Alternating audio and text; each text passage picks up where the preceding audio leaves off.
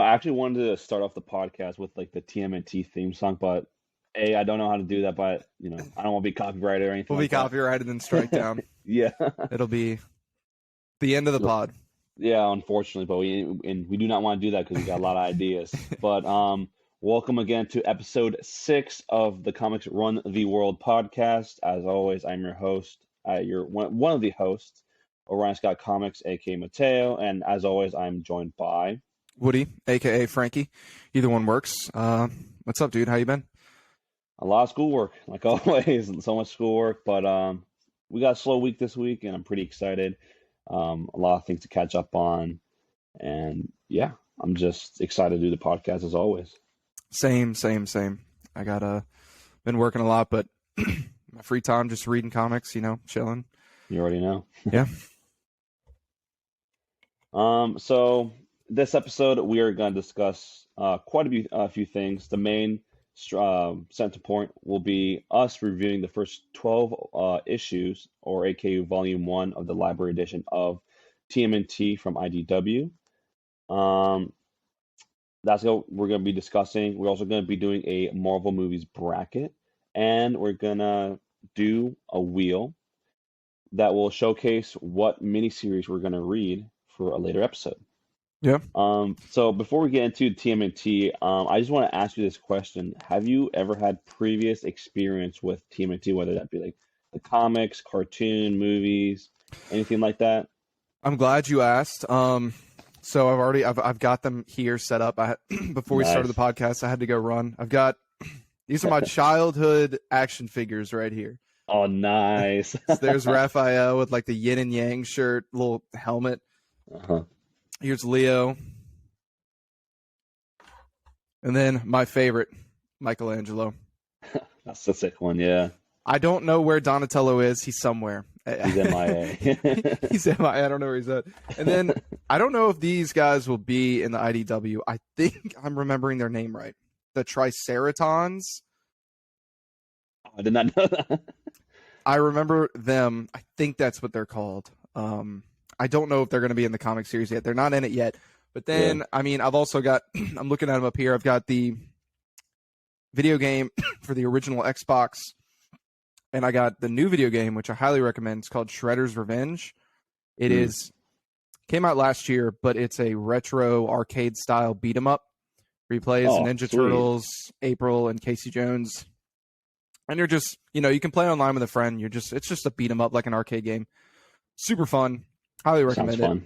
And I got like the deluxe edition and it looks like a VHS tape, the game. Nice. But the thing about me is I grew up watching the show. I grew up playing the video games, but at the same time, I'm not very knowledgeable. It was just kind of like a thing you put on, you're younger. Yeah. It's turtles that are ninjas, I didn't know much beyond that. I just enjoyed watching them kick and fight. And so I've always loved them, but at the same time, I don't really have a lot of knowledge about, the Ninja Turtle lore. So yeah. That's understandable. What about you? The only thing I can remember any association with the Teenage Mutant Ninja Turtles, it was that the Nickelodeon anime show they had 2012 around that time. Even then, I really didn't watch it. I just put it on if it's on. I never paid attention to it, but it was on. I put on as like for background noise when I was doing homework. Other than that, I never really got into TMNT. And now reading this run, I am confused on why I didn't, because it's basically everything that I liked when I was a kid. And even now, there's a lot of elements in it that I really enjoyed. And I kind of just wish I did grow up on TMNT, because now I see it, now that I've read like a good section of the storyline, I see like TMNT everywhere now, oddly enough, because whenever I go to Target, I see just like a huge like section of the toys of just TMNT. Before reading this, and even before reading my first my first reading of the first volume, I never really saw anything TMNT related like in my like area. But now after I read it, it's just everywhere now. I know there's a newer There's something coming out this year made by Seth Rogen. I think it's either a movie or a show of TMNT. Oh, really? It's something brand new is coming out this year. I don't know when but yeah. Awesome. So maybe that's why. But I do have a question for you. How did you feel about the live action TMNT movies?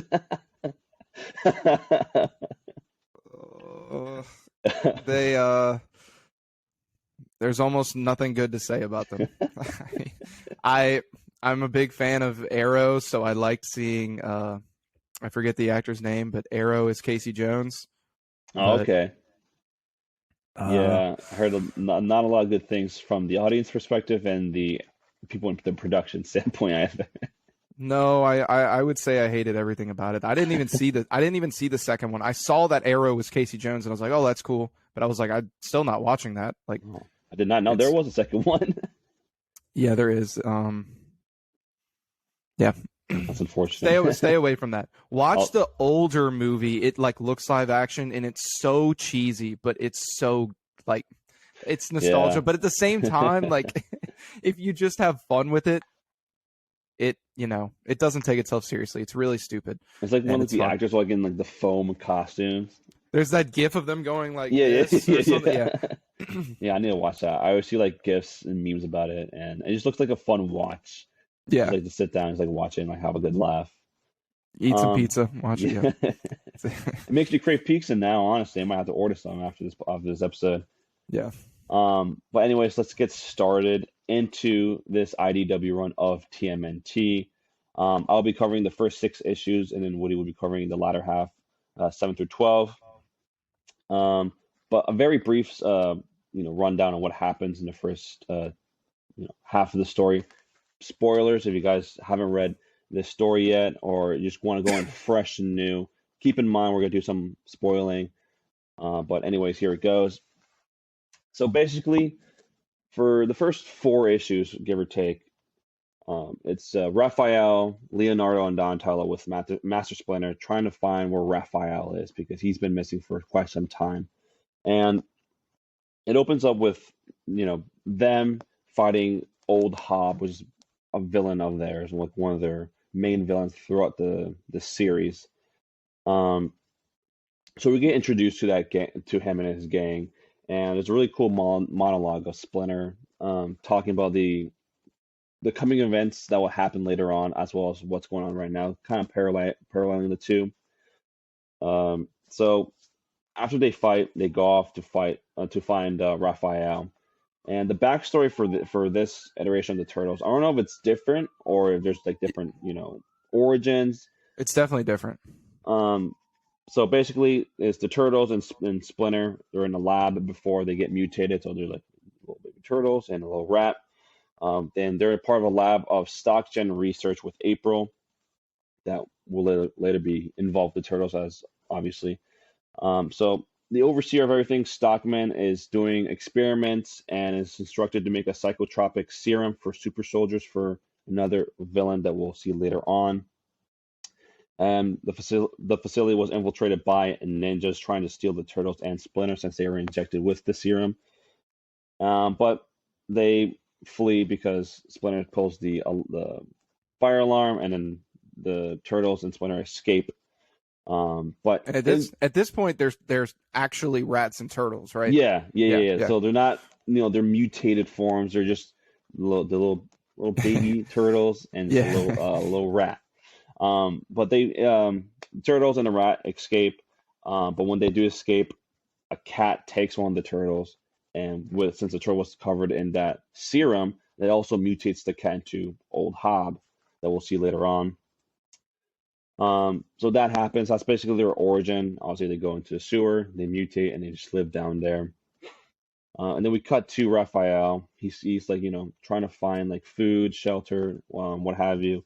And he comes across Casey, and he helps him with his dad, who's basically very abusive towards him. And then they go out. They bond a lot by being vigilantes, because I know Casey has like the hockey mask and the hockey stick. He goes out, fight crimes, and they kind of just bond while they do that. So that happens, and they get reunited. Raphael gets reunited with the Turtles. They fight Old Hobbs in his game one last time, and then they're defeated for now. Um, so that's basically the first four issues. That's basically what happens in layman's terms. We get their backstory, and it's the story of the three turtles trying to find their brother Raphael, and Raphael, making friends with Casey and all that. This is probably my favorite part of the story, issue 5, I think. And basically, in this story, we get a parallel of two different stories. We get one in feudal Japan, and we get one in modern times. And this is where it gets pretty interesting. And I think this is like a new, this is definitely very new thing with the turtles, and the sense of when we get the story of who was it? It was Oroku Sekai. I'm probably pronounced that terribly wrong, and Hamato Yoshi. These two rivals essentially. Sakai is basically the evil samurai guy, and Yoshi is the basically Master Splinter, essentially. So Yoshi decided not to go about what Sakai was trying to do, basically killing a lot of innocents just to like send a message. So he's banished for treason, and Sakai sends some ninjas to try to kill Yoshi's family, but that doesn't happen. Only his wife dies, obviously tragic, and then they move away to a more like peaceful. Yeah, more peaceful area. But then they're found yet again, and Sakai kills Yoshi's 4 kids essentially, and then that kind of brings up the aspect of reincarnation that they tie into with what Master Splinter is saying. And even before when they talk about the reincarnation, you kind of already notice because like the 4 children already are donning the significant like the signature colors of the turtles, like red, yellow, not yellow, red, orange, purple, and blue. All right, I blanked there. But yeah, it's kind of interesting having that new like lore of like reincarnation being implemented into the turtles, because they themselves are questioning it. Donatello being like the scientific one, right? He's the scientific one. Yeah, Okay, Donatello's a science guy. So he's kind of like obviously hard to believe it because he wants more empirical evidence rather than reincarnation beliefs, stuff like that. So I thought that was really interesting. And then we cut to Casey and April O'Neil. Basically, Casey is trying to teach April how to self-defense, essentially, ever since what happened in the lab. And April is helping him with schoolwork.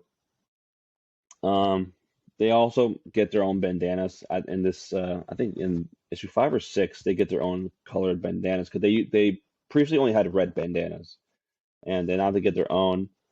And they chase after this guy who the Foot Clan is also chasing after the same guy, and the guy is warning them that war is coming, essentially. So it also alludes to what might happen later on in the series. And we cut to Old Hobbs getting these mechanical, I guess, like little mechanical things, essentially. They're called Mausers from Stockman to help Hobb to retrieve the turtles since he needed an army. So basically, overall, issues 5 and 6, we get a further backstory of the turtles, how they could possibly be reincarnations of an old feudal samurai, essentially, which I thought, honestly, it was my favorite part because I thought it was like super interesting. And we also get more, a side story with Casey and April, and we get more developments with the story that's yet to come. Yeah, it's interesting. I'll go over 7 through 12, but I'll quickly say my least favorite part was the reincarnation. Oh, really? That was my least favorite thing. But let me talk about 7 through 12, and then we'll discuss it all. Alrighty. But issue 7 starts out with Krang on planet Neutrino. Now, Krang here looks a lot different from what I remember. He looks a little bit goofier.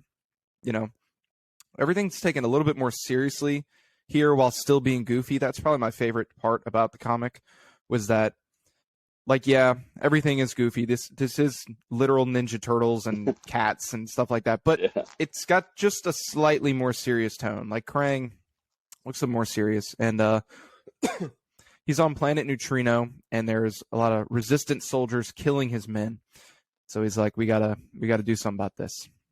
And then it cuts to Michelangelo and Raphael at Michelangelo's favorite pizza place. And he's like, I got to introduce you to somebody. It's my favorite guy. His name is Woody. His name is Woody. And he keeps Michelangelo, who's my favorite turtle, is like, Woody's the coolest guy. And I was like, yeah. And so then it cuts to Leo and Donnie talking about reincarnation, like you were saying. Leo believes it. And he kind of remembers in a dream where he's seen his basically his dead mom. And Donnie's like, yeah, I need some proof. He's a science guy. And then all of a sudden, Leo, Donnie, and Splinter are attacked by the Mousers. They're these little robots that what's the corporation? Why am I blanking on the corporation? With Stockman. StockGen, I think. Yeah, StockGen. That StockGen is made, and they've given it to Hobbs so that he can go retrieve Splinter. Then we get a quick scene of Casey giving April self-defense lessons. Basically, Casey's going to give her self-defense lessons, and she's going to tutor him so that he can stay on the hockey team. And then Krang goes to Stockman, and he's basically threatening him, classic villain stuff. I want the mutagen, make it for me, because it all got messed up when those ninjas came and stole the mutagen, and the Ninja Turtles became the Ninja Turtles. So they've had setbacks. And he tells him, classic, your time is running out. If you make the mutagen, I'll make you rich and powerful. If you don't, I'm going to kill you. Classic. Saturday cartoon villain. Eventually, Michelangelo and Raphael show up to see Donatello and Splinter are pretty much KO'd from the Mousers because they've just overrun them. There's like infinite of these little Mouser robots, and it's just Leonardo holding down the fort. So Hobbs then steals Splinter because Stockman and Krang need his blood because it has that psycho whatever it's called that basically the psychotropic serum. Serum. They need it from Splinter, and I like one part. Krang's like, "Why don't you just take it out of Hobbs?" Mm-hmm. Like, because I was thinking that, and he was like, "Well, Splinter's the only one that we actually injected it in, so it's kind of pure. The rest of them, they just got it when it was on the ground, and they got all dirtied up." So I like that part because it kind of, in my head, they answered the question that I had in my head. And then April tells Casey about her internship, and Casey's basically like, "Did you just say Splinter?" Because Casey already knows the Turtles and all that. Yeah. And so they realize Hobbs must have stolen Splinter during all the madness. And then Donatello, the smart one, realizes, okay, then these things must be on autopilot. So they do this really cool thing. I love that part. This part was awesome. Where they all get behind Donatello. So they only track Donatello because they're going off, since they're on autopilot, just like heat signatures. So they just track Donatello, and they're all like marked on him for a moment, and then he's like, now, and then they all split up and just kill all the Mousers. That was badass. That was a great part. Maybe my favorite part of the whole series. But after they've defeated the Mousers, Casey brings April to see the Turtles, and she just straight up faints because it's Ninja Turtles. Yeah. And so, 6 feet tall Ninja Turtles. Which I was like, why didn't Casey react that way? Because when Casey first sees him, he's like, "What's up, bro?" Like, and so eventually when she comes back, she gets caught up to speed. And they all set out, to go get Splinter. And then we see Hobbs locked up with Splinter. Splinter's basically like in a jail cell, whatever you want to call it, waiting for Krang and Stockman to get there. Also, when they head out to go get Splinter, Donnie hacks one of the Mousers and gets it on their side. So he uses that little mouser to fight the security guards, and then the turtles themselves have to fight this like giant mouser droid. It's huge. It almost looks like Baymax from the Yeah, the Disney movie. that's what I thought. And yeah. And so they get there to find out that Hobbs himself is like knocked out, and Splinter has been stolen by none other than Shredder himself. Ooh. And so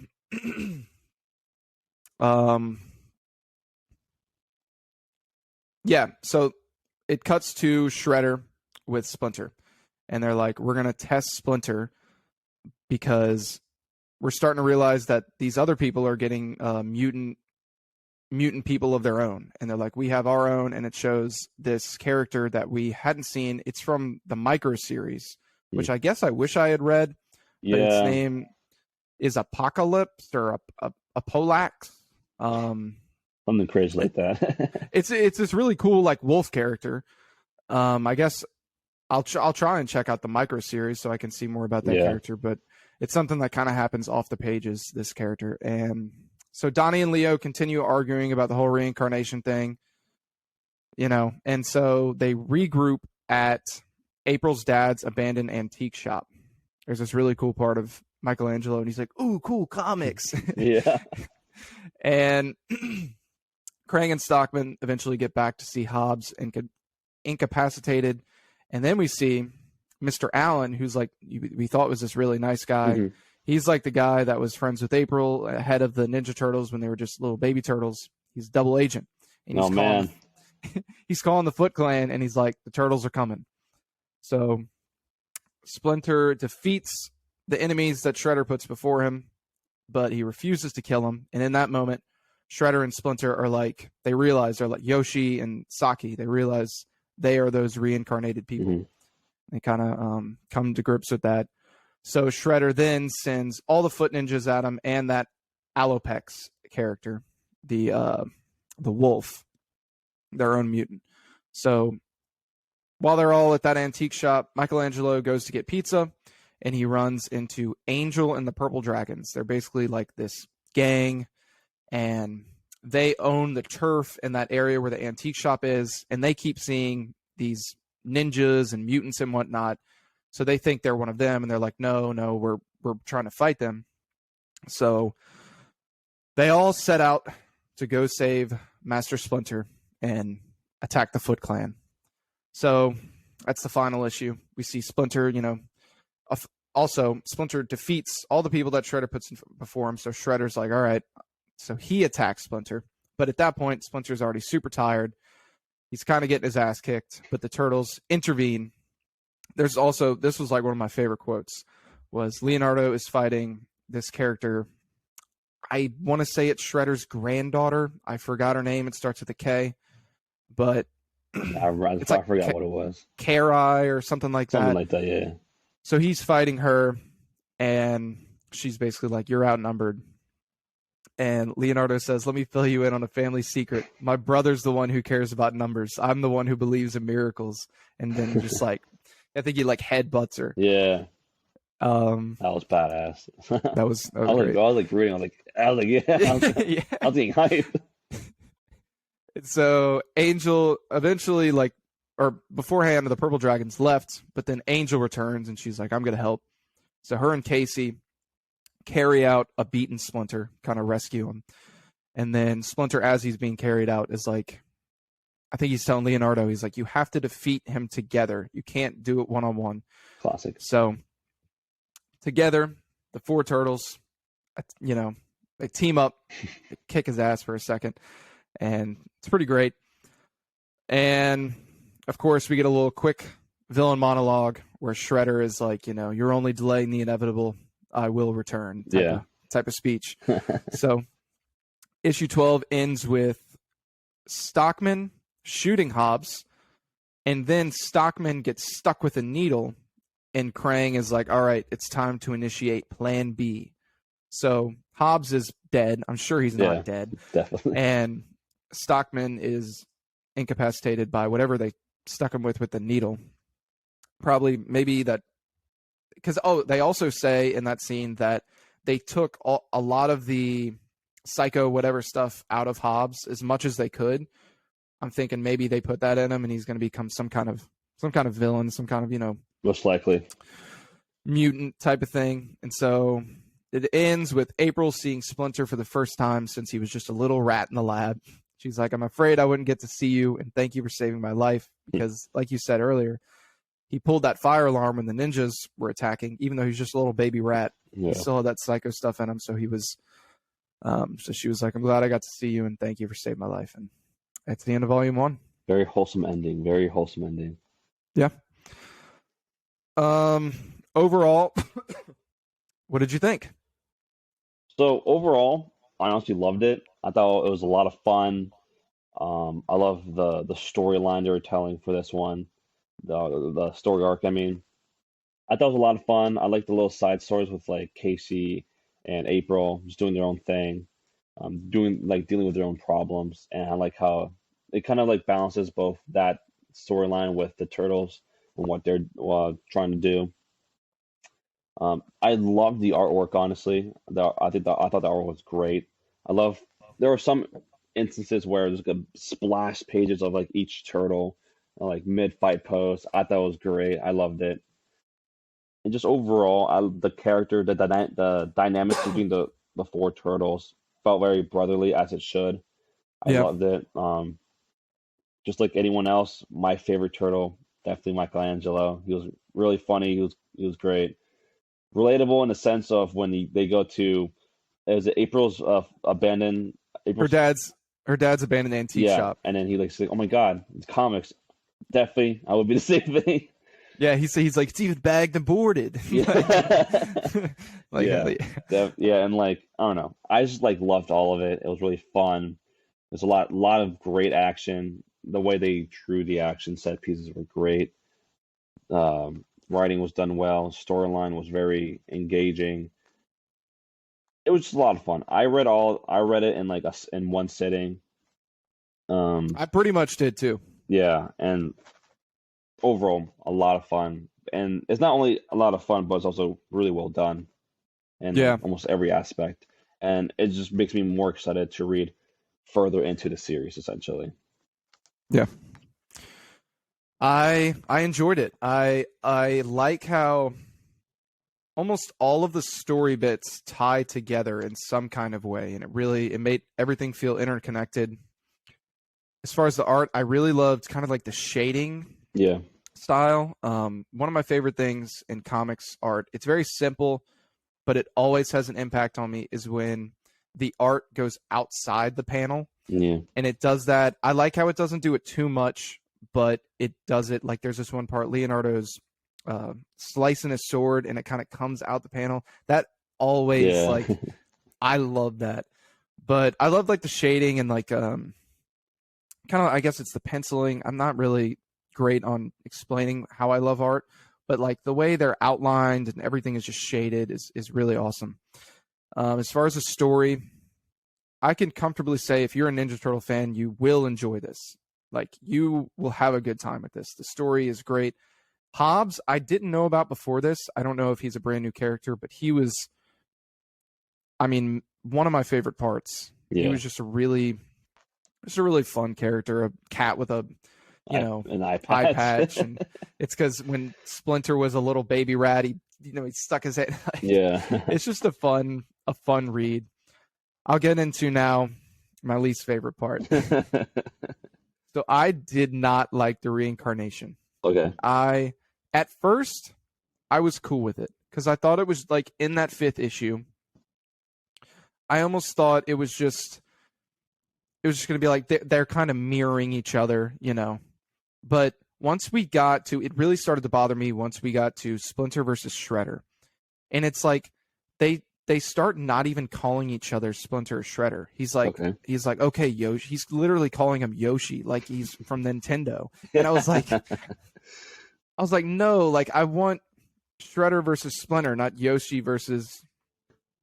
And it doesn't really take away, because it's still at the end of the day Shredder versus Splinter, and it's still a Ninja Turtle comic, but they like keep talking about it, and like seeing Leonardo like dream about his dead mom who's a human.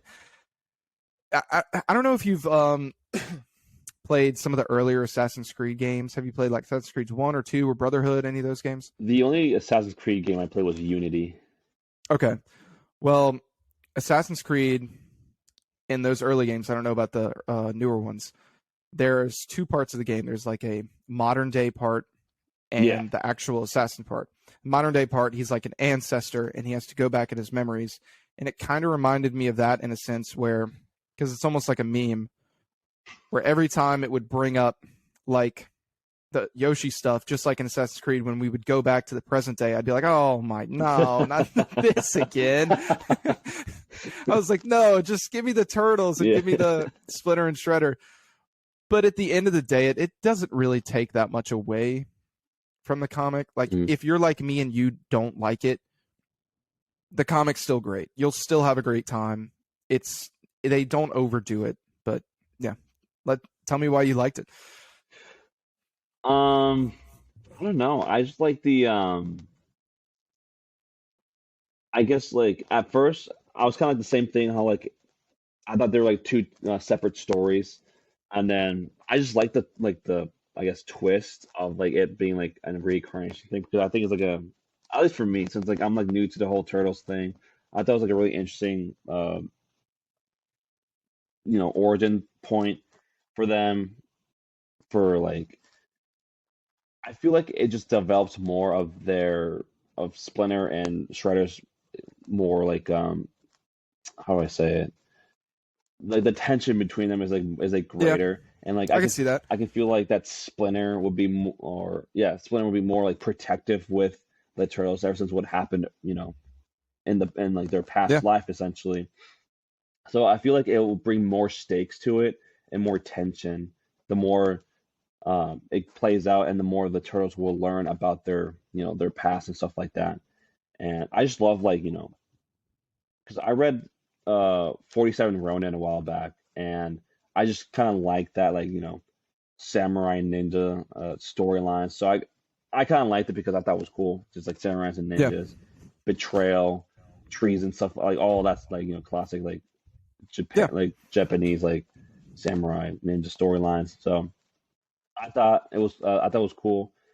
I could see why it might be like not like a favorite for like everyone, and I can understand your point on it.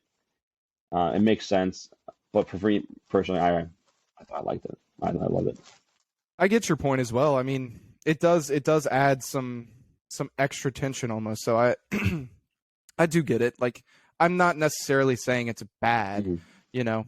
It's just wasn't really for me. Yeah, But what were some other stuff you liked? just like story point wise, I really like the just like whenever the brothers have like their own like instead of like talking about like their mission, they just like have like the bickering moments and like just like joking with one another. Those are my favorite parts because it just makes everything more like uh not lighter but more tangible in a sense. Like you can believe their relationship between other. It's not like a one dimensional like they're not one dimensional characters. They have different they each have their different personalities. They view things differently. They act differently. So that kind of contrasts with like the rest of the brothers. And so whenever they have like those like brother moments, I really like, and it just makes me laugh, it makes me smile. Um, but overall, the thing that really grabbed me about this series is the art and like the way the turtles were designed. I don't know what about it, what was it, but just like the design of the turtles, I love absolutely like a lot, and especially when they're in their action poses, they're like swinging their nunchucks, their little swords, their the what's it, the staff, all that stuff. I just love just like the layout. I like you said, I like when it pops out of the frame. It's really good. I loved it. I'm a big fan of art over like story, and not saying that like the art is better than the story. They're both really good and they pair very well with each other. But I think we said it in a previous episode. Like if a storyline has great art but like a really bad story, it's still worth getting because you can still look at the art without having Yeah.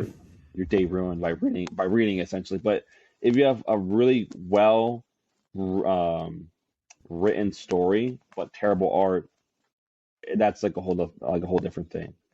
Yeah. And it's an at least for me, it's an easy put off because there are a lot of stories that are great, like written great, but like the artwork would just falls flat, and that's where like I just get put off.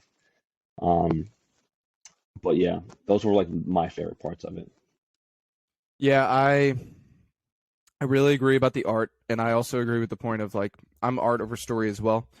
Um, it's easier for me to discuss story, I think, in general, just discussing the story. Yeah, But yeah, I think the art is the highlight here. The art is incredible. I don't know if I think we both read it digitally. Were you able to see the Eastman covers for each yeah, issue? hmm Those are yeah. so good, Especially dude. I like love those.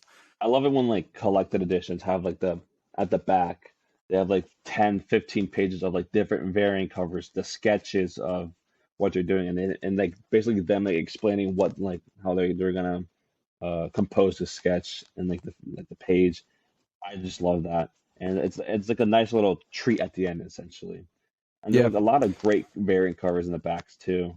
Like they're pretty damn good, honestly. yeah. But I also agree with I love the bickering. The dialogue was fantastic. There's that scene of them in the bus with April and Casey going back and Yeah, forth, and then at one point Michelangelo's like, "Hey," and like April's like, "Do they do this a lot?" And it was just a great scene of them all going back and forth. yeah. I think kind of just as an overall, my favorite thing was how they did Raphael and Mhm. how they kind of explained because he's always I don't want to say the odd one out, but he's, the most distinct turtle in a sense. He's, a little more violent, a little more, Yeah.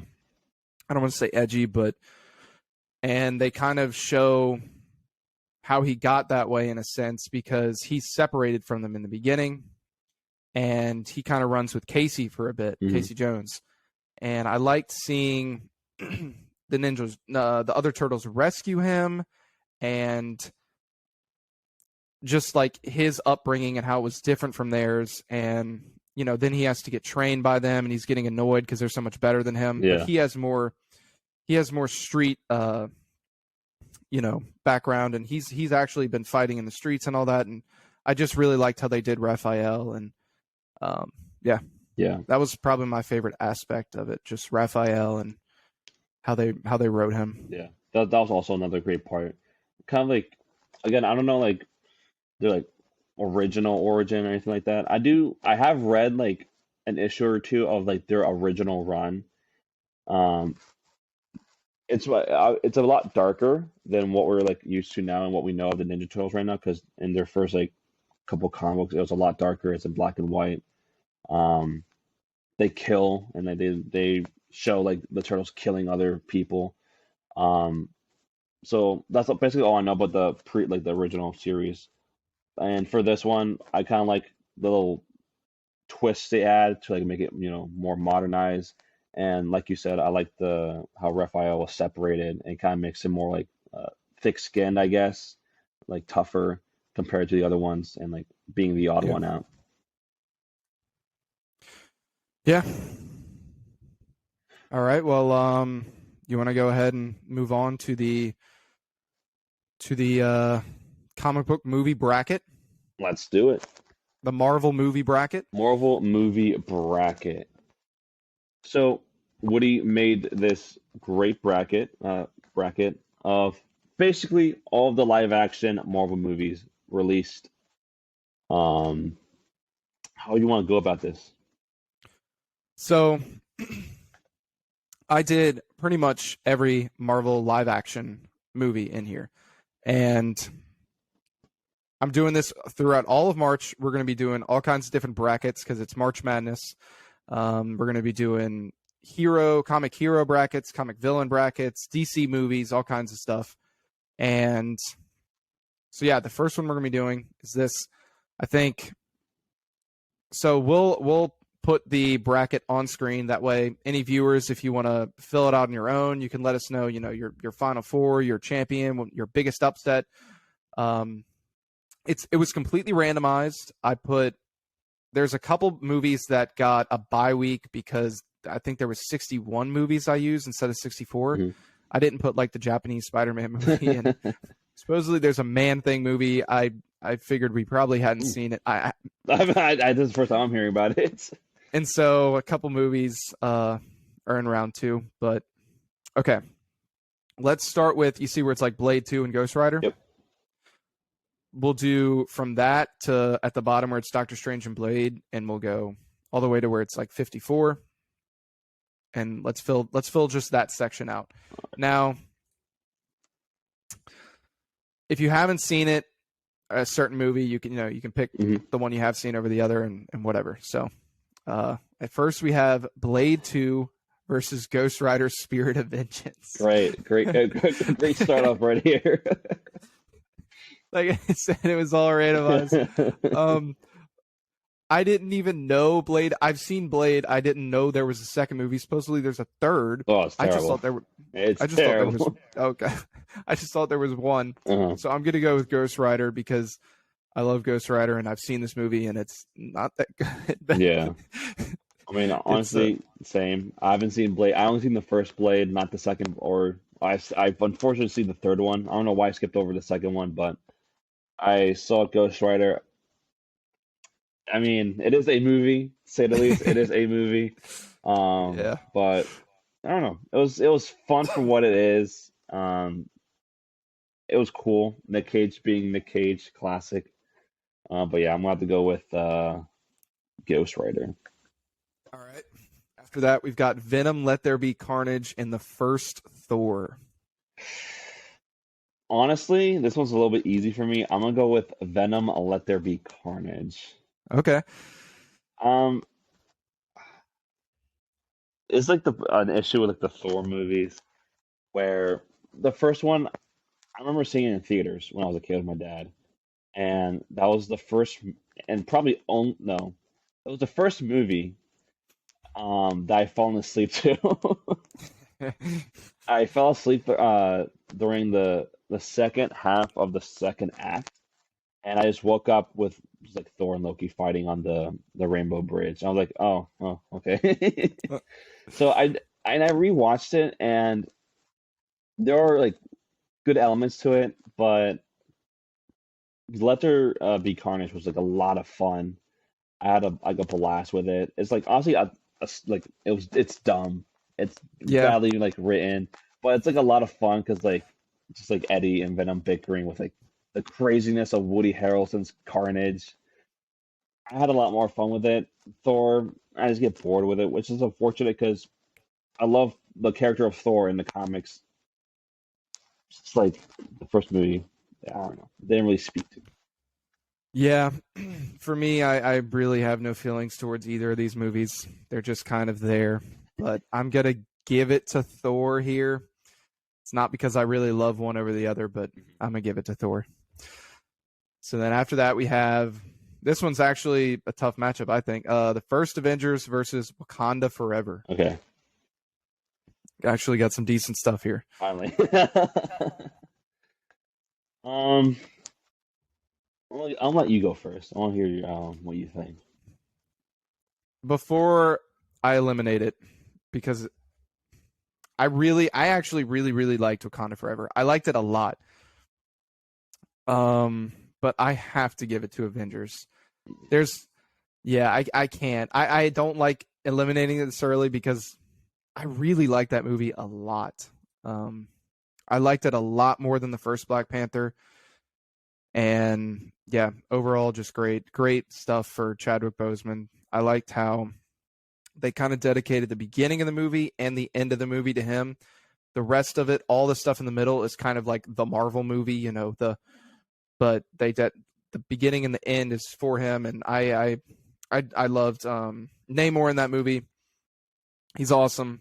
I love the changes they made. I think it's great. But I don't know. I gotta go with Avengers. Avengers it's a classic. Yeah. Again, I'm gonna have to agree with you. Avengers, the first Avengers is like one of my favorite Marvel movies. Wakanda Forever was great. Like you said, I love the tribute to Chadwick Boseman. Namor was great. I thought Angela Bassett was phenomenal. She like absolutely killed it. Well deserved the Oscar nomination she got, and all the awards she's already received. Much deserved. But just like it's Avengers one. Yeah.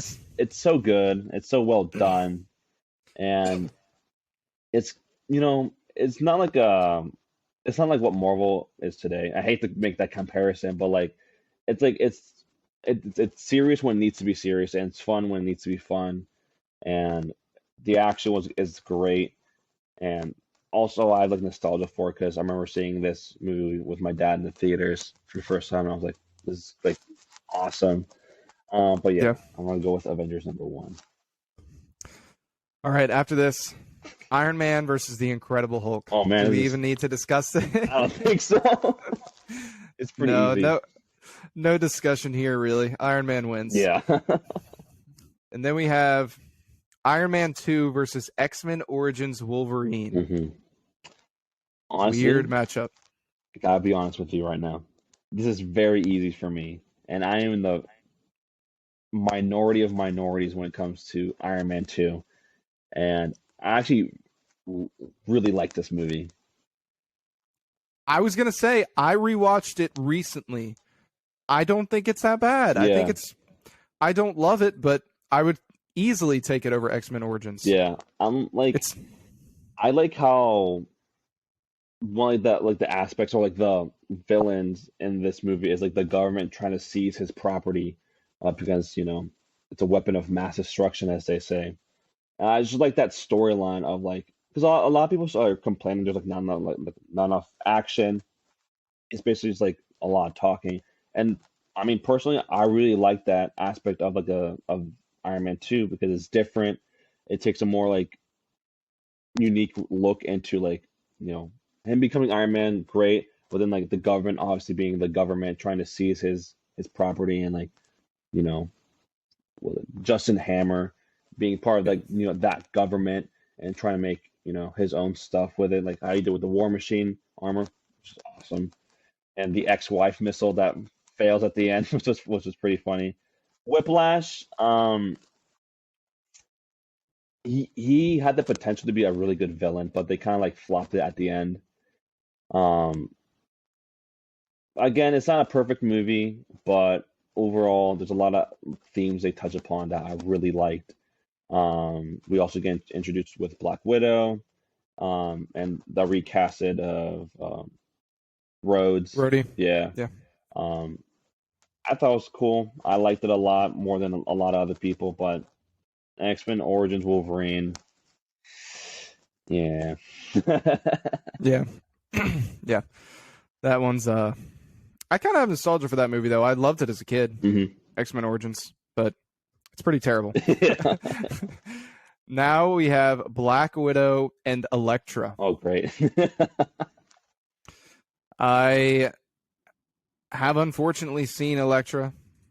I want to not vote for Black Widow just because I actually think that movie is, for the most part, pretty, I would say, above average. But what they do with Taskmaster Oh my God, yeah. makes me want to break things. But I still have to pick Black Widow here. I Oh have yeah, to. definitely. If I gotta be honest, when I saw Black Widow in the theaters, I walked out mid movie. I've never done that before, and it maybe because I went alone, and like I usually go like with friends, and like it was like a last minute thing. Like, yeah, I'll see Black Widow because I got like a $5 ticket, and I used it on Black Widow. I was like, might as well check it out. Mid movie, I was like, okay, I'm gonna leave. But I liked Yelena in the moments between them two, mhm, but I mean Taskmaster, yeah, that's that was even when the that was trailer was unforgivable. announced and you saw Taskmaster, I was like, oh no. That was unforgivable. Yeah, But I have to pick Black Widow. What are you picking? definitely Black Widow. Black Widow is one of the worst superhero movies ever made. Yeah, I'm gonna go with the Black Widow. Yeah. All right, next one. This is kind of a fun matchup. We Yeah. have Doctor Strange versus Blade. I like the first Blade. hmm But I'm not picking it. I like the first Doctor Strange a good bit. So, but Blade is fun. Yeah. I feel like Blade's got at least the first movie has a cult following, and people might be upset with this, but I got to go with the first Doctor Strange. Yeah. I'm kind of on the fence between which to choose because Blade was pretty. It was a pretty good movie. Doctor Strange was also really good, but upon I think I think Blade is a more fun movie, but I think Doctor Strange is a better Mhm. movie. Yeah, I'm gonna be different. I'm gonna pick Blade. Okay. I mean, I think that actually for me out of the 7 we just did is the toughest Mhm. choice. Yeah. Actually, yeah, for sure. All right, so now we'll go to round 2. We'll finish out this little section we just did. So we both have Ghost Rider Spirit of Vengeance versus Ben Affleck's Daredevil. Oh no. I'm gonna have an easy time with this, so I'll go ahead and say it. All right. I feel bad for my guy Ghost Rider, but I strangely kind of in a way like Ben Affleck's Daredevil. Oh really? It's such a weird movie that I kind of have fun with it. Like it's so weirdly bad, and like what's the actor isn't it Colin Farrell that plays Bullseye? Like Yeah. and it's so over the top that I kind of like if it's on my television, I'm going to watch it for at least 15 minutes and like then I'm going to be like, okay, that's enough. Hmm. But I don't even want to watch Ghost Rider Spirit of Vengeance for 15 minutes. So I'm going to go with Daredevil. Hmm. Oh no. Um.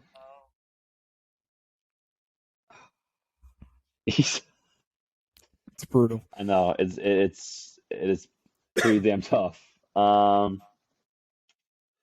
Honestly, I might have to go with Ghost Rider Spirit of Vengeance. I'm Really? gonna have to go with the Ghost Rider Spirit of Vengeance for my Okay. pick at least. I don't know. I feel like I really don't. I don't have an explanation, honestly. Yeah, Yeah, I don't even know if you need one. If you need one here, you just kind of gotta pick one and move on. yeah. So after this, we've got a different matchup, but I think we're gonna have the same winner. I've got Avengers versus Thor. You've got Avengers versus Venom. Let There Be Carnage. I'm pretty sure. Easy Venom at their peak. And I'm just kidding. I'm pretty sure Avengers is gonna Yeah, move on. Avengers definitely. And you know what? Let's get it out of the way now.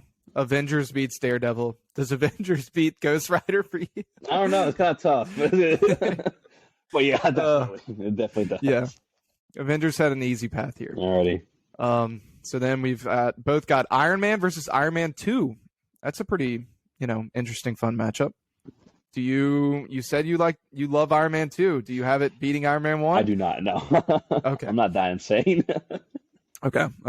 Yeah, I've got the same thing. Iron Man definitely clears through its sequel. Now you've got Blade versus Black Widow. I've got Doctor Strange versus Black Widow. I'm gonna have to go with Blade, honestly, again. Yeah. I'm gonna need Doctor Strange to reverse time about Taskmaster and Doctor Strange. Doctor Strange advances. So then I've got Doctor Strange versus Iron Man, and you've got Blade versus Iron Man. Iron Man. Yeah. Iron Man for me. No question. Iron Man beats Doctor Strange. Yeah. So then it's at the very end here, we've got Avengers versus Iron Man. This is tough, I think. This is genuinely This is tough. Yeah, definitely. With it being, the catalyst of the MCU, not only that, it's also very well made. Mm-hmm. The special effects were fantastic in Iron Man 1. I just like Obadiah Stane, him as like the cheesy classic like bald with a box of scraps. Yeah. Classic box of scraps line. I don't know. It's like it introduces the character so well, and Robert Downey Jr. does a phenomenal job as Iron Man, obviously. But then there's Avengers, who unites all the heroes, you know, versus, and like they argue amongst themselves. There's like a lot of friction between the team, and it's all part of like Loki's plan essentially. And then that sets up for Thanos, obviously, at the post-credit scene. Um, I don't know. I might give it the slight edge to Avengers. Okay. I think one thing I'll say is I think a lot of people, I think it's important that Iron Man is the catalyst to the entire MCU, but at the same time, I think a lot of people forget just how good it is. Yeah. Like, it's not only the catalyst, but it's like a damn good, like really good movie. Yeah. Like that scene of him coming out of the prison or whatever, Yeah. and that is just like such an iconic scene. But I got to give it to Avengers too. Mhm. Avengers, out of every movie on here, I have the best memories with Avengers. Yeah. I still remember, like, I was just in shock they were even making an Avengers movie. I went with some friends. I went with 3 friends, so there was 4 of us, and each of us had on like a different Avengers like thing. Yeah. We didn't like full up dress out. It was just like the Thor helmet, and somebody had the Hulk hands, Yeah. and like it was just, you know, I'm not going to even call it really nostalgia, but it was just such like a moment when that movie came out. And as much as Iron Man was a catalyst, that kind of was a catalyst too, to really like, Definitely. because that really brought them together for Yeah. the first time. That was the first time we had ever seen anything like that. So I got to go with Avengers as well. All right. So we'll do the bottom half of this section. And we've got some more like quality here, I think. Yeah. Some better quality movies. We have Guardians of the Galaxy versus Amazing Spider-Man 2. Mm-hmm.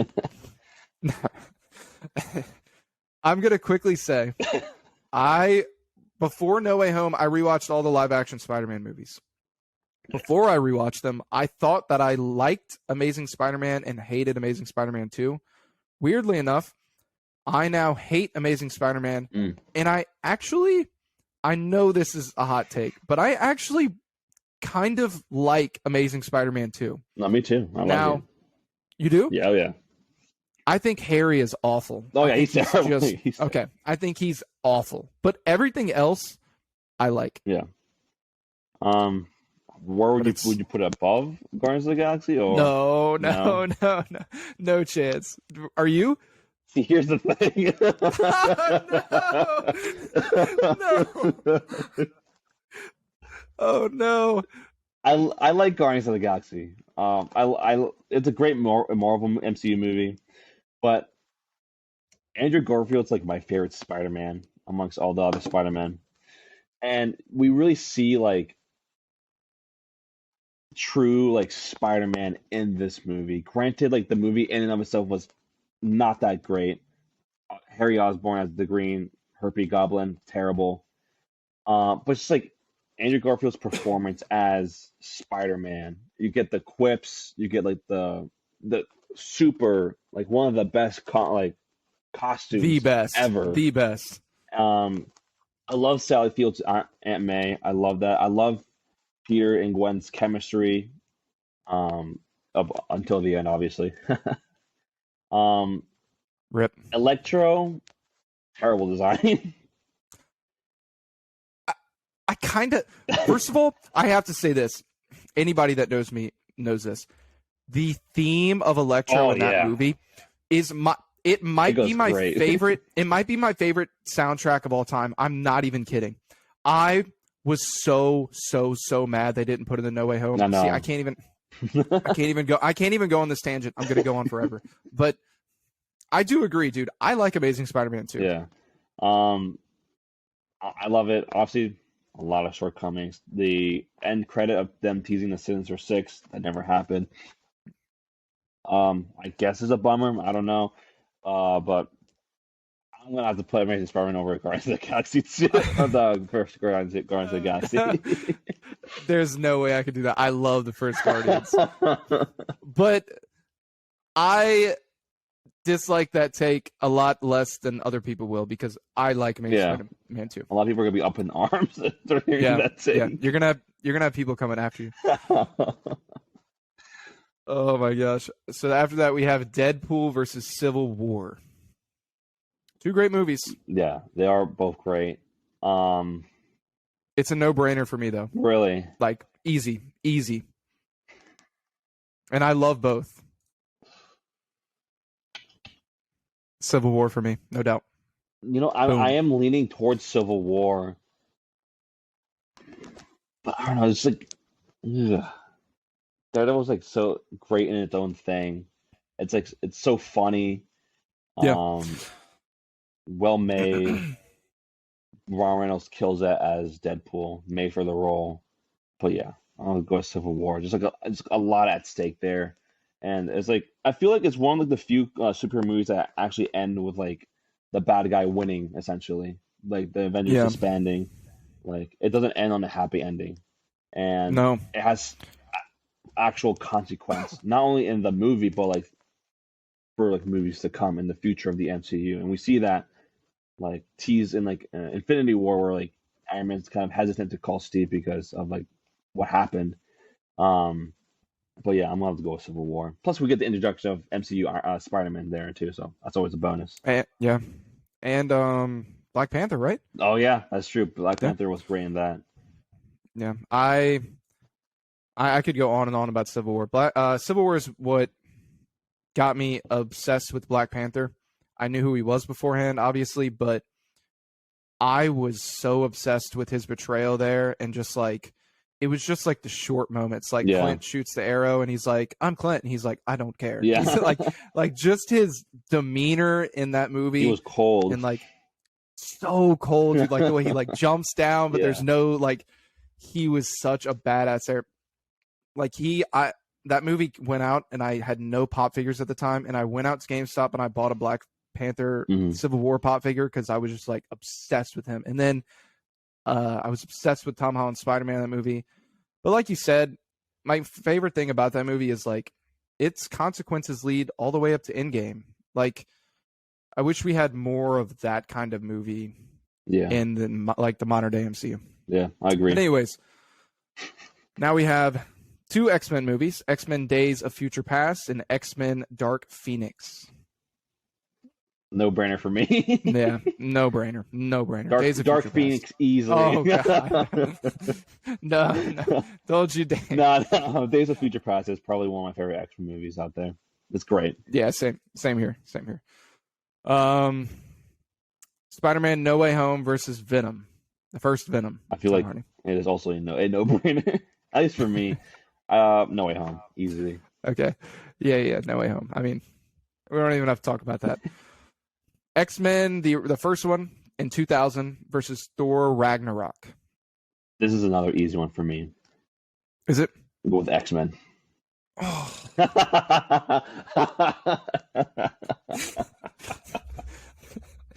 Oh. Oh no. Easy. It is tough for me to eliminate it because I like that is like heavy nostalgia there. Those first two X-Men movies. But Thor Ragnarok is probably my favorite MCU movie. Oh really? I think it's definitely my most rewatched. It's the one I've rewatched the most. So, but okay, that one hurts more than Guardians. That one hurts more than Guardians. But I get it. I do get it with X-Men. Yeah. I get it there. Now we have Ant-Man and the Wasp: Quantumania versus X-Men Apocalypse. The newest movie. Oh man, I'm trying. Apocalypse is terrible. I feel bad for Oscar Isaac. I feel bad for him.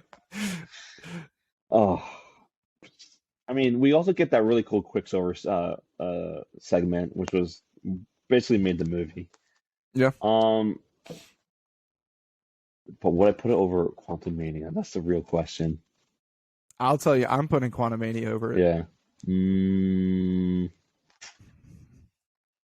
So I didn't dislike Quantumania. I disliked Apocalypse. Like the whole movie, I mean. Yeah. I don't know why this is so difficult. All right, I'm gonna go with Apocalypse. Okay, all right. Yeah, I feel like just like there's a lot of elements regardless of like the actual character Apocalypse being terribly done, terribly like because like he's like this Thanos sized like god essentially, mutant god Yeah. thing, and he's like like a 5'6" like so I was like that's pretty bad, but like I just like the Quicksilver scene, the characters were pretty cool. I just love like the how they just freed the past, like the old, like younger X-Men. I just love like their dynamics amongst themselves, except for when it was in Dark Phoenix. That was just terrible. That was Yeah. just terrible. But I'm going to go with Apocalypse, honestly. Okay. Now we've got two Spider-Man movies against each other. Spider-Man 2 with Tobey Mhm. and The Amazing Spider-Man with Andrew Garfield. No brainer. Second, Spider-Man, Toby. Okay. It still holds up like ridiculously well. It still holds up very well, and just like the first Amazing Spider-Man movie was good. I didn't like the costume. Um, a lot of people say it's like a really good costume. I don't see it. I don't like the glasses. I like eyes. No. Um, the the motivation for the lizard to turn everyone to lizard people was pretty funny. I don't take it seriously. I just thought it was funny. um, but I did like this Ben Parker a lot. In my opinion, and how like they like just like their relation, like his relationship with Peter and all that. I did like that, but I don't know. It kind of just falls flat in like a lot of aspects of it. And like Yeah. same thing with the Amazing Spider-Man 2. Peter and Gwen, their uh, chemistry is like phenomenal. Um, the web singing is like great, but that's about it. Yeah. I really don't like Amazing Spider-Man at all, really. Mhm. I don't like almost anything about that movie, but I really like Amazing Spider-Man 2. Yep, But yeah, Spider-Man 2 with Tobey easy. definitely wins here. Okay. Another This very easy God. one. God, this one I don't even think there's a point. Thor: Love and Thunder versus Infinity War. I'm not even gonna. Yeah, no. No. It's unfortunate because the storyline with Gore and just all of Jason Aaron's Thor is So probably good. already one of my favorite Yeah, comics ever. so good. And God, did they When they, ruin that? I remember when they announced Love and Thunder at a Comic Con, San Diego Comic Con, like a few years back. They're like, announcing Jane Foster Thor and how she's gonna be in the next Thor movie. I got super excited because I love Jane Foster as Thor in the comics, and I was super excited to see it on like in live action. And like later on, it was announced that Gore was gonna be the villain played by Christian Bale. And at first, I got even more excited because of it. But then the more I was thinking about it, like they're not gonna do Gore how they did in the comics, and there's no way that they're gonna pull Thor from the past, present, and future to defeat Gore. There's no way That's they're a gonna lot, do yeah. that. And I was like, Yeah. Gore in the comic is so much more menacing, so much more threatening. The thing, the one thing I'll give that movie that I see a lot of criticism on, and I usually don't care if you haven't read the comics, and you watch the movie. I don't think that should matter. But the one thing that's always bothered me is people like, oh, but we don't get to see Gore kill any gods in the comics. You don't get to see him kill any gods either. It's Thor following Gore in the wake of all, like he's tracking him down, and Yeah, each time he gets to a spot, the god's already dead, or he's seeing the destruction in his path. So we didn't need to see Gore killing gods to see a good Gore. We just needed, a good Gore. yeah, we just needed. I mean, Gore was like barely even in the movie, but Yeah, and like anyways, yeah, I go on. I can go. That could be like yeah, a different episode. Like MCU movies done comic storylines terribly wrong. That could be like a whole different series. But yeah. let's continue. Anyways, so to finish this little section of the bracket, I have Civil War versus Guardians, and you have Amazing Spider-Man 2 versus Civil War. Which one you got? Pretty easy. Civil War. Yeah. I love Guardians, but I love Civil War just more. So I got Civil War. X-Men Days of Future Past versus No Way Home for both of us. That's tough, honestly.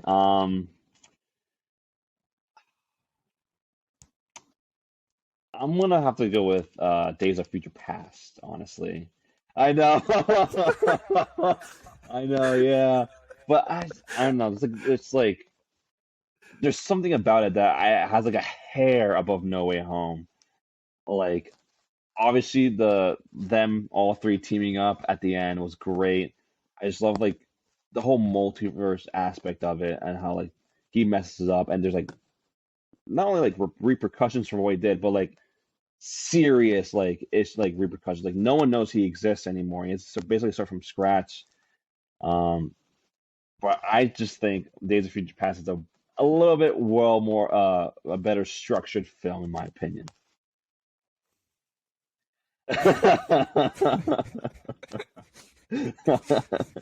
I got No Way Home. I got No Way Home. No contest. All right. No contest. Okay, so then you have X-Men 2000 versus X-Men Apocalypse. So you got two X-Men. And I have Thor Ragnarok versus Ant-Man Quantumania. Thor Ragnarok, easy. Don't even. What about you? I'm gonna have to go with X-Men original 2000. Yeah. Yeah, definitely. I mean, I don't have that pick, but I would make the same one there.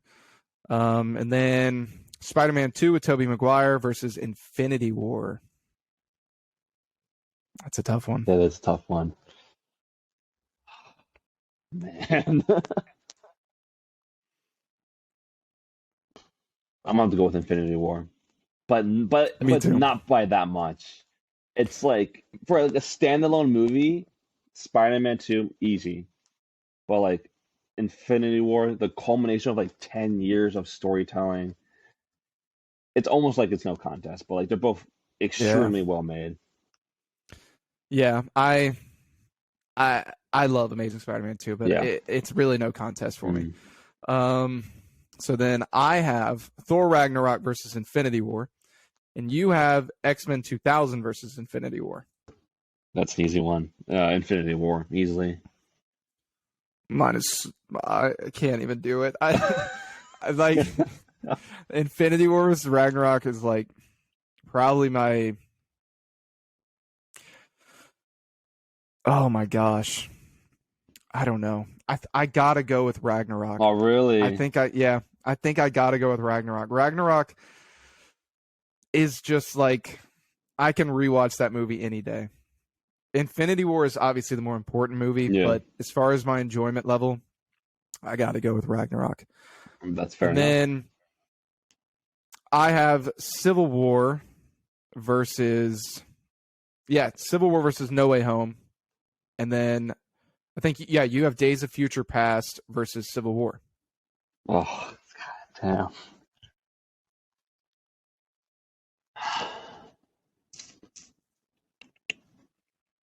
damn. That's a really difficult one. If yours is a no-brainer, you can say yours first, because I'm going to be a while. Every part of me wants to say it's No Way Home, but Civil War is just too amazing for me. Civil War is just, I have to go with Civil War. It hurts, but Civil War is, I think, unbiased. I think it's the best movie in the MCU. Unbiased. Like, really? No, like I prefer Infinity War, but I think just as a movie, I think it's the best one. I can see that, yeah. I have Civil War in like my top 3. Yeah. But what is it over Days of Future Past? I don't know. I really like Days of Future Past. But Civil War is, again, top 3 MCU movies for me. Yeah. Oh, man. I don't have to go with Infinity War. Infinity? You mean Oh, Civil like War? Civil War. Yeah, yeah, Civil War, Civil War. Yeah, Yeah, yeah. yeah. Okay. All right. So then, to tie it all up here, I have Ragnarok versus Civil War, and you have Infinity War versus Civil War. Yeah. Infinity War. That's easy for me.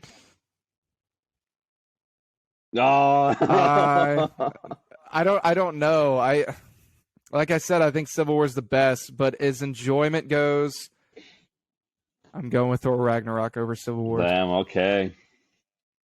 So then that brings us to I have Avengers 1 versus Ragnarok, and you have Avengers 1 versus Avengers Infinity War.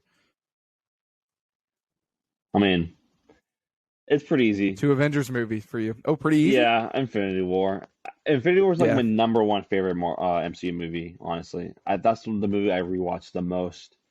Um, it's just like what you want, and like not only like a huge team up movie, but just like in a Marvel movie in general. I Yeah. love it. So I'm going with Infinity War. Yeah. I said I think Civil War is the best, but if it isn't, I would say it's Infinity War, just like unbiased, No. like best. I'm taking Ragnarok Oh, over okay, okay. over Avengers 1. Over Avengers 1. I already Damn. took it over. Okay. So, yeah. I love Thor Ragnarok, dude, like so much. I rewatch that movie all the time. That's fair enough. All right. So now we'll finish out with the bottom.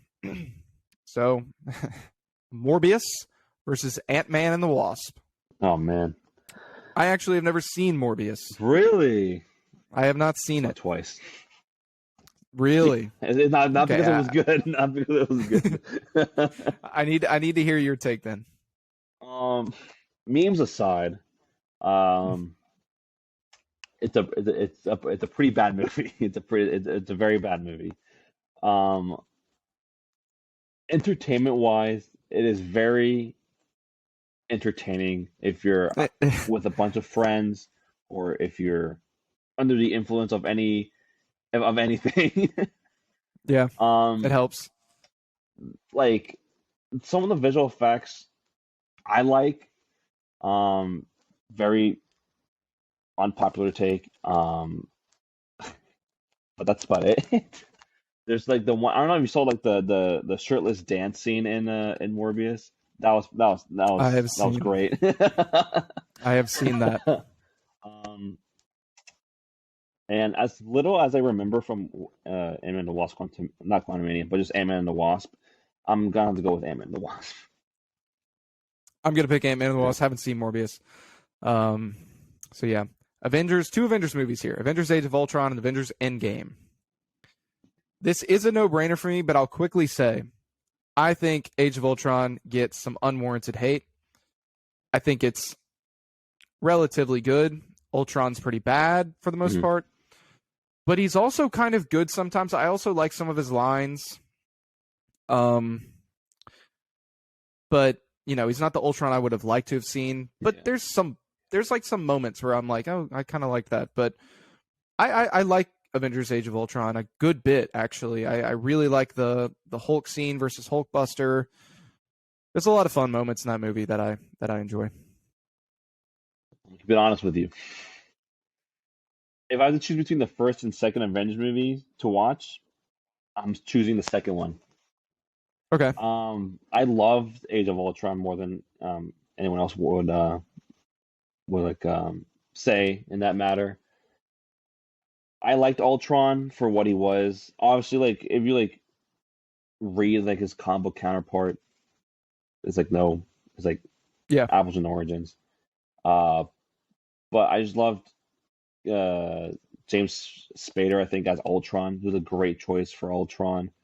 We get introduced with Wanda and Pietro, Vision. Pietro. Yeah. a lot of great stuff in that, and you really see like the beginning of like the tension between uh, Iron Man and Captain America. Yeah. Some I love that scene where they're all drinking, yeah, like hanging out, trying to lift the hammer. yeah, that was a great scene. I love that scene, and for me, the reason why I love this movie, not love, but like I like this movie so much, is the fact that you see them like it's like for the Avengers movies is either them teaming up or like they're like their first like story, like just them like building the team, or like they're like regrouping and like fighting till the end. This is like one of those like in between storylines where like it's like they're already a team and they're like working as a team and they act like a team and like they already know how to like Yeah. bounce off one another, like with uh Thor and Captain America in the beginning scene where like Thor smashes on Captain America's shield to like concuss all the other the bad guys when they're trying to steal back the scepter. I just like their team dynamics best in this movie. But this versus Endgame, so I'm gonna go with Endgame. Yeah. I agree. I mean, we seem to be on the same page about Age of Ultron. I like it a good bit. So now X-Men First Class versus the first Ant-Man. No brainer for me. I'm going with First Class. I like First Class, but I think the first Ant-Man is super underrated, and I like it a lot. So I'm going with Ant-Man. I think you don't hear a lot of people talking about it. I think that is by far the best Ant-Man movie. I think it's really good. So yeah, I'm gonna go with Ant-Man. Deadpool 2 versus Fantastic Four. I think I know. Oh wait, no, wait. This is Fan Four Stick. Yeah. This is Fan Four Stick. Never mind. I was gonna say I know where you're going. No. I was thinking of the other early Fantastic 2000s Four. one. Yeah. Yeah. So yeah, God no, I'll pick anything but that movie. Deadpool 2. Deadpool 2 for me too. Yeah. Oh God. Eternals versus Multiverse of Madness.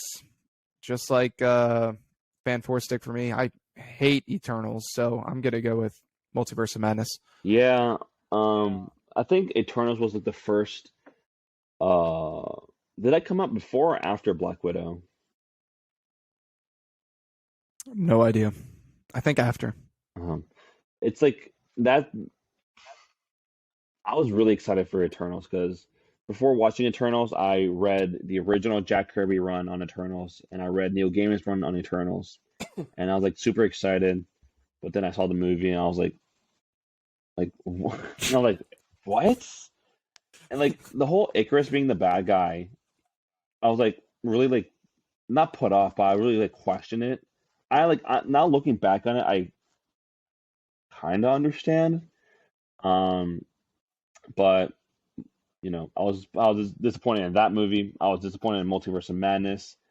But Multiverse of Madness it's a fun watch. There's a lot of fun moments. Sam Raimi directed it, so you get a lot of Sam Raimi tropes in it. So I'm gonna go with Multiverse of Madness. Yeah. As long as we get Jon Snow as Black Knight, Yeah. I'll be happy that Eternals exists. So after this, we have Captain Marvel versus Spider-Man: Homecoming. I love Spider-Man: Homecoming. I really don't like Captain Marvel. Homecoming for sure. Yeah, definitely. Homecoming. Then we have Hulk 2003 versus the first Black Panther. I mean, Black Panther. Yeah, Black Panther easily. I mean, I don't even want to talk. I don't even want to talk about every Hulk movie. I actually 2003 isn't the MCU one, right? No, that's the Incredible Hulk. The Incredible Hulk has some moments, but yeah. So then we'll go back up top. So we both have Ant-Man and the Wasp versus Spider-Man: Far From Home. I've already talked about this in my hot takes, but Far From Home for me. Far From Home for me too. Then Endgame versus Ant-Man for me, and Endgame versus First Class for you. I mean, again, apples and oranges. So I'm going with Endgame. Endgame for sure. Deadpool 2 versus Multiverse of Madness. I low-key kind of liked Multiverse of Madness. Well, that'll be a whole discussion for it. We'll get to talk about that at some point. But I didn't love it that much, but I love Deadpool 1. I thought Deadpool 2 was kind of disappointing.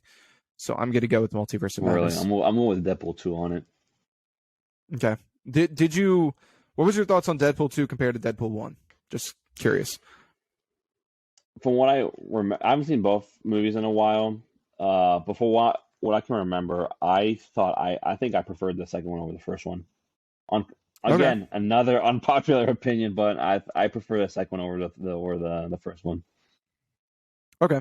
I wouldn't say I disliked it. It was a step down for me.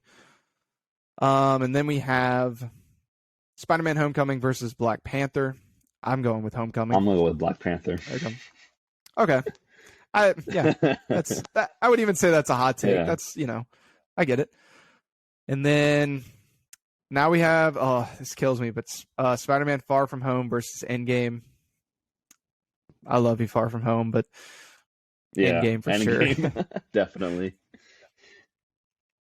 Then Deadpool, or for me, it's Multiverse of Madness versus Spider-Man Homecoming. For you, it's Black Panther versus Deadpool 2. Black Panther. For me, Black Panther easily. Okay. Spider-Man Homecoming. All right. Easy. And then, now it's, for me, it is Endgame versus Spider-Man Homecoming. And for you, it is Black Panther versus Endgame. I mean, it's Endgame. So I'm going with Endgame. I've rewatched Homecoming more. Homecoming is more of like a comfort movie. And there is a big part of me that prefers Homecoming over Endgame. But Endgame and No Way Home are like, they don't feel like any other movie that exists. They're both fan service, but I think for the most part, fan service done right. Like I don't think people say fan service, but I don't think that's always a negative thing. Like, and I think Endgame is fan service like perfected. So I'm gonna go with Endgame. That may be the toughest one for me because I will definitely rewatch Homecoming more than Endgame, but Endgame's just So to end it out here, we've got Spider-Man 3 with Tobey versus Ghost Rider, the first Ghost Rider. I mean, trying to, push away nostalgia because when I was a kid, the third Spider-Man movie was my favorite one when I was a kid. I was literally about to say the same thing. Literally. Like I had like all like the toys. I just saw like on TikTok a couple days ago, like the Venom toy where we can push out like the ooze out of his hand or something like that. I had the same exact toy. I was like, oh my! I was freaking out. I had the same toy, and like I would dress up as the black suit Spider-Man for Halloween for like 3 years in a row. I had the black suit Spider-Man for Halloween as well. I mean, with that being said, honestly, I'm gonna have to go with Spider-Man 3. Yeah. It's our brackets. We could use nostalgia. Yeah. It's Spider-Man 3 for me, for sure. Ghost Rider, the first one is average at best, and I love Ghost Rider, but yeah. The CGI abs. Yeah, it's not good. It's not good. I can have fun with it because I love Ghost Rider, but Nicolas Cage is not my go-to Johnny Blaze, but it's that era of movies. So the first Spider-Man with Tobey Maguire versus Fantastic Four: Rise of the Silver Surfer. I'm excited to hear your opinion here. This is like, out of all the other ones we did, this is probably like my toughest one. Like, obviously, the Fantastic Four movies almost never been done well, especially with Rise of the Silver Surfer. Galactus, a big cloud thing. Whatever. Again, Doctor Doom not actually being like,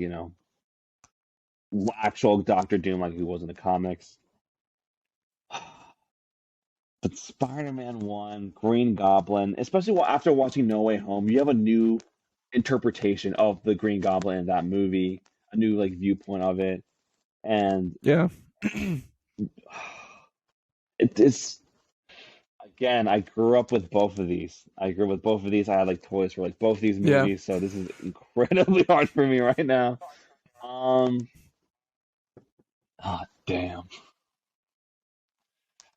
For me, I'll say I have more nostalgia for the first Fantastic Four. All I remember really about this movie was I just loved the Silver Surfer. Yeah. I didn't know him before I saw this movie, but Spider-Man 1 it's my favorite of the trilogy. And I'm definitely I got to go with the first Spider-Man. Oh man. Um, If you had to sit down and watch one right now, which would you pick? If you had to sit down and pop one in and watch it. I would have to say Rise of the Silver Surfer. Like every time All it right. just like flashed in my head, like so like Rise of the Silver Surfer, but like it's like the first Spider movie. It's so good, but Yeah. it's like pure like enjoyment, dumb fun. I like the Yeah, yeah, Fantastic yeah. Four, Rise of the Silver Surfer. That's fair. All right.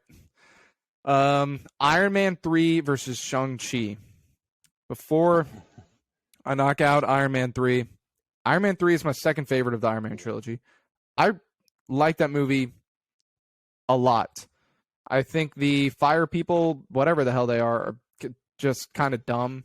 But between the moments of Tony, like almost like at his lowest, dealing with the aftermath of the Yeah. Avengers, and the scene of all the suits coming in at the end.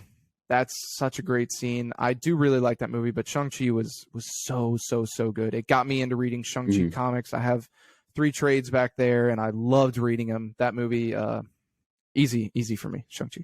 Yeah. I love how they kind of put like PTSD with like the Tony Stark, and it kind of serves like as an interesting plot point for the movie. Um, the people with like I think with like the extremist stuff, I think, yeah, Yeah, um, kind of felt flat for me. Um, so I'm going to go with Shang-Chi, honestly. yeah. And then we have Thor: The Dark World versus the Wolverine. I recently rewatched. I rewatched all the Thor movies. I don't think the Dark World is as bad as everyone Yeah. says it is. There's a lot of really good Thor and Loki moments in that movie. Now, it's not a good movie, but and Malekith is just it's so sad. He's so good in Yeah. Jason Aaron's run. Yeah.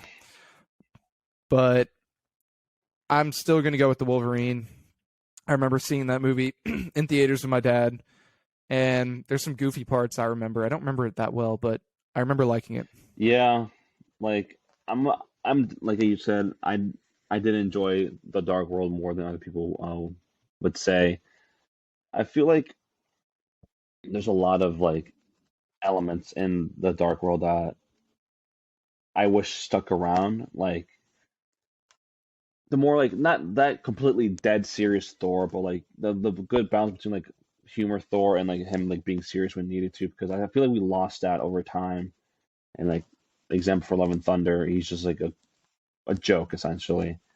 Um, Yeah. Malekith. After I watched this movie first, and then like a couple of years later, I read Jason Aaron's run on Thor, and seeing how Jason Aaron did Malekith just made me like, oh, like we could have this instead of the Malekith we got. So, and even though I don't like the Wolverine that much, I'm still have to go with the Wolverine. Yeah. Dude, the Malekith and Jason Aaron's Thor is literally an Avengers level Yeah. threat. Like he at least in Jason Aaron's run. But okay. Yeah. So Fantastic Four, the first one, versus Captain America, the first Avenger, the first Captain America. I know what you're Easy. picking. Easy Fantastic Four. Easy. This might Oh hurt you, no. but I think Captain America: The First Avenger is highly Mhm. underrated, and I have a lot of fun with this movie. I saw you retweeted something recently about how it's such a great ending. It has a great ending to the movie, him Yeah. waking up in the modern day. But I think this movie's just a lot of fun. It's got some really good moments with him and Bucky, and yeah, I do have a lot of nostalgia for the first Fantastic Four. I actually rewatched it not that long ago. I like that Mhm. movie. I'll at least say that. I do like that movie. But I got to go with Captain America. Right on. Then we have, oh my God, I didn't even see this matchup. Whoa. Into the Spider-Verse versus Winter Soldier. It's pretty easy for me, honestly. It actually is super easy for me, but Yeah. still, like that's 2 movies that I think are hmm amazing. But which one are you going Into with? the Spider-Verse. Definitely. Me too. Definitely. It's literally it's so easy, but Yeah. but if Winter Soldier was anywhere else, it could go really far That's for true. me. And then, oh yeah, I was about to say Guardians of the Galaxy Volume 2 versus X-Men: The Last Stand. Pretty easy for me. I don't think I ever saw The Last Stand. I don't really You're remember. lucky. Oh, is it bad? It is pretty bad. It's very bad. Okay, you say your choice, and I'm gonna Google this movie. I honestly love Guardians of the Galaxy Volume 2 more than the first Guardians of the Galaxy, honestly. Okay, so Guardians 2 for you. I remember that's the third one of the original. That's okay. I just didn't know it was called The Last Stand. Okay, yeah. That one sucks. Guardians of the Galaxy 2. Now we've got Logan had a bye in this bracket. So we've got Spider-Man 3 versus Logan. Logan. I'm sorry. Yeah, Toby. no, Logan was so good. Yeah. No contest there. Shang-Chi for me. Oh, and you, right? Yeah. You picked Shang-Chi. Shang-Chi versus, for me, it's the first Spider-Man. For you, it's Fantastic Four, Rise of the Silver Surfer. Fantastic Four for me.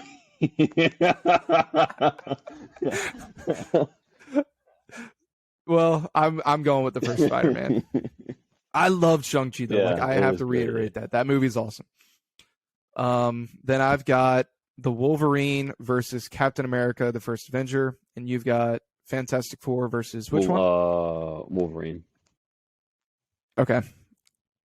I got Captain America: The First Avenger. I got Fantastic Four. Okay.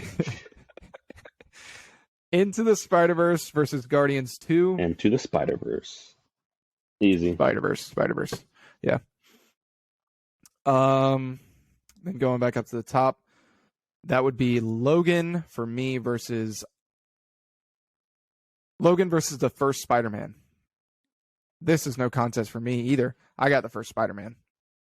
That's probably a hot take and some blasphemy right there, but it's not even close for me. As much as I love the Fantastic Four, I was giving to Logan.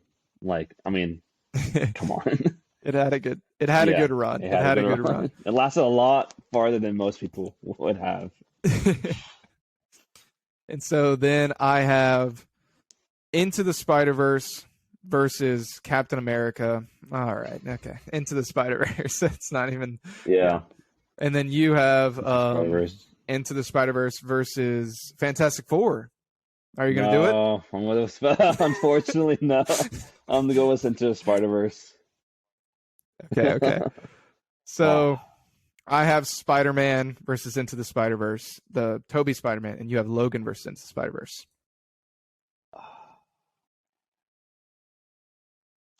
I want to act like I'm going to have a hard time, but I'm not. Yeah, that's kind of what I'm doing right now. Into the Spider-Verse, honestly. Yeah, into the Spider-Verse. I love Tobey Spider-Man got me into comics, but yeah. So then we have Into the Spider-Verse, both of us, versus I got to remember which one made it out of here. I think it was it was Endgame. So we both got Endgame versus Into the Spider-Verse. Yeah. Oh man. Again, I wish I could act like it's hard, but it's not for me. It's so easy. Actually, the rest of this bracket is easy for me. Yeah, I'll have to go Into the Spider-Verse. Yeah, me too. It's Into the Spider-Verse is like it's so good. It's so good. Probably top 3 or 4 all-time movie. Really? For me. Yeah. Yeah. And it's so unique too as an animated movie as well. Yeah. Oh, I just realized. I think that's just how good it was. I think I was only going to do live action, or no, I think I was going to do just every Marvel movie ever. But I put it in here. I had to. I couldn't help it. And then for me, I think it all ends with Ragnarok versus Into the Spider-Verse. And yours is what is yours? What was mine? Yours is Infinity War. Infinity War. Oh, that's easy. I'm going with Spider-Verse. Well, we both got the same champion. We both got the same champion. All right, Yeah, there it is. Into the Our Spider Verse. favorite Marvel movie is Into the We both Spider-Verse. got the same. Yeah, we both got the same favorite Marvel movie. I didn't. Yeah, That's cool. definitely. Um, that was fun. That was a lot of fun. Yeah, we'll be doing plenty more of those throughout all of Yeah, I March. feel like the DC movie bracket is gonna it's gonna bring the heat on me. It's good. That one's gonna be crazy. And then we'll do comic book heroes bracket. Um, I kind of started making that. I think that one's the next one we're gonna do. Just all All heroes in right. general. We'll do comic villains bracket.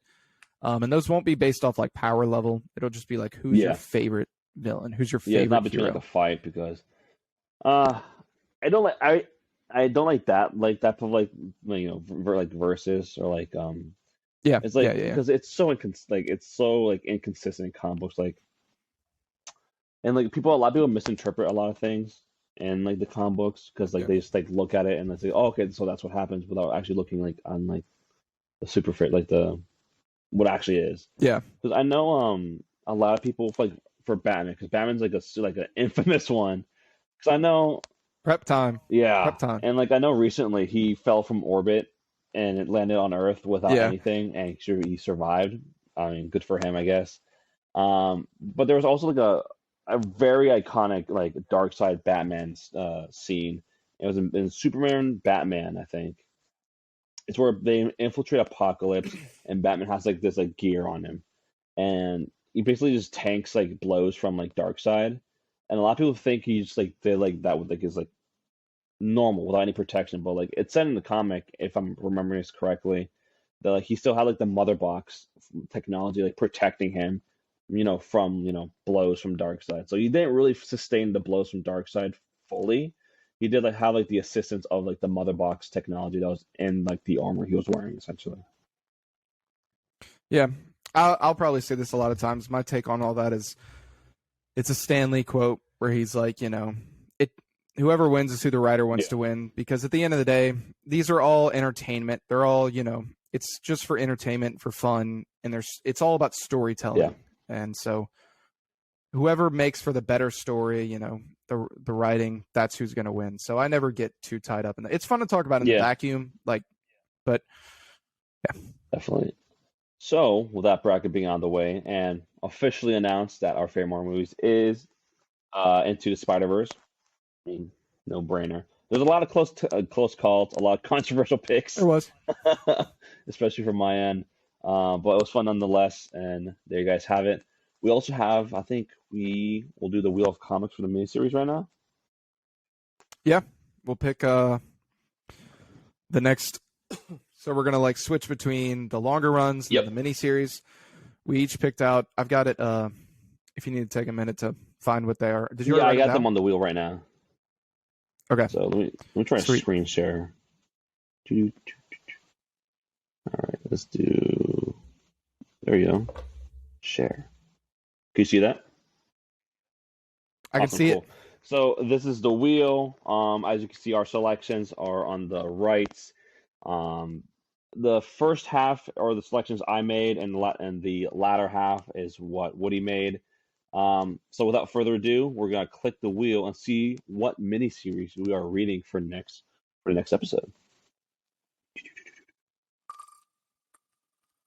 Moment of suspense. Oh, oh, oh. Oh, We got okay. Deadpool Deadpool versus versus Thanos. Thanos right now. All right, so that's All gonna right. be the miniseries we will be reading. Um, This is one. This is one that I've read before. It's dumb fun. It's a good time. I Have you have read this not. before? I have not read this one yet. Yeah, I think you'll enjoy it. It gets really out there at the end of it. Really, really out there. But if you're a fan of Deadpool, fan of Thanos, you'll have a good time with I'm this. excited, honestly. So if because it's Deadpool versus Thanos, it sounds like a fun premise. It sounds like it'll be Yeah, very it's really out there. So I'm really excited for that. Yeah. So there you guys have it. That will be our next reading that we'll be doing on the podcast. Make sure to stay tuned on TikTok and on Twitter for any updates with that. And we're gonna end this episode off with, what was your favorite comic book cover that you saw this month? So I figured I'd show off this one because The Mandalorian comes out in 2 days. So I wanted to pick something Star Wars for this month. This is my favorite Star Wars cover I have seen, and I own it. It is Darth Vader #5 by Greg Pak. Okay. Oh yeah, I love that one. Yeah, half Anakin, half Darth Vader. The art is by, I never know how to pronounce his name, In Hyuk Lee. I think that's who drew this. Okay, I see his signature here. Yeah, that's his art. And yeah, Darth Vader #5 by Greg Pak. Yeah. So that's cool. That's a really good storyline too. I love the Darth Vader storylines that they make. It's really good. Yeah. Let's see if I can screen share mine, because I saw this. I was like at a comic book store. If you can, I can like pull it up on the screen. So like if you can't screen share it, I can. Let me see if I can do it. You know. Oh, here it is. Oh, here it is. Cool. Yeah. So I saw this and I thought it was pretty cool.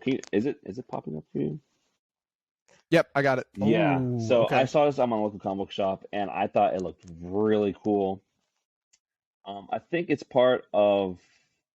Correct me if I'm wrong. I'm not sure, but it's part of Radiant Black. That's what it is. Yeah. I have the first 2 trades back there. It's Radiant Black is a series that I've been dying to get into, but I just never have because of either time or I'm already reading too much as is right now. So they're making a whole like Radiant Black universe right now, and it looks really cool and makes me want to read it more. And then I saw this, and I just thought it looked really, really badass. Looks like a Dark Souls boss. It does. That thing's... I mean, the orange color of it really popped out. I love like the gauntlet he has and like the shoulder armor he has, the sword through the helmet, super cool. And I just love like the dynamic like environment that is being illustrated right there. And yeah, the colors are great. And like the hooded figure with the red eyes. I know nothing about this series or anything like that, but I just thought the cover looked really cool, and it definitely would be a catalyst for me to actually start reading Radiant Black, especially with like everything that's happening with that series right now. With I think it's called like, I don't know, but they're making their own like universe in it. So it's expanding a lot recently, so it's definitely something that I will want to check out sooner or later. I've read the first trade. It's really good. I haven't read the second one yet, but it's a good read. That's probably gonna be my read I'm gonna be doing on the side, honestly. Yeah. Well, yeah. With that being said, do you have any closing remarks to today's episode?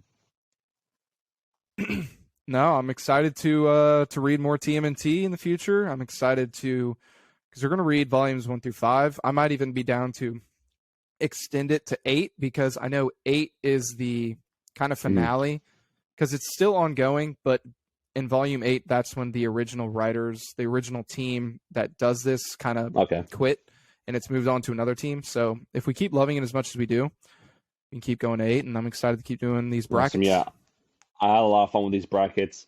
So I'm excited to see the next one, the superhero bracket. I feel like it's gonna be very controversial too.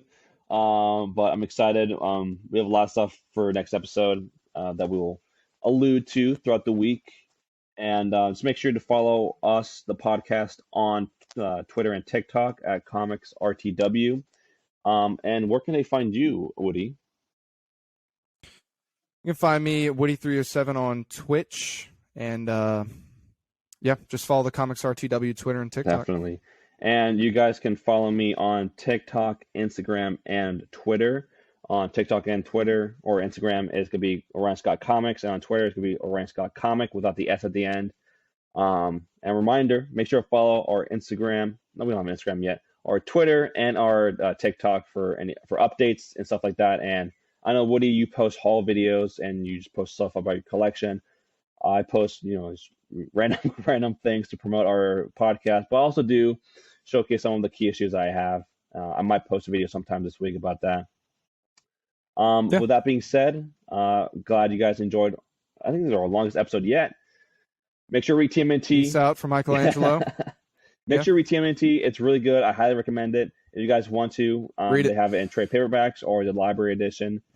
Check your local comic book shops definitely first. Then, if they don't have it, go online. There's a lot of good websites, Inside Trades, Organic Price Comics, cheap graphic novels, stuff like that. But definitely check out your local comic book shop for anything like that. And with that being said, take it easy, guys, and make sure and remember that comics run the world.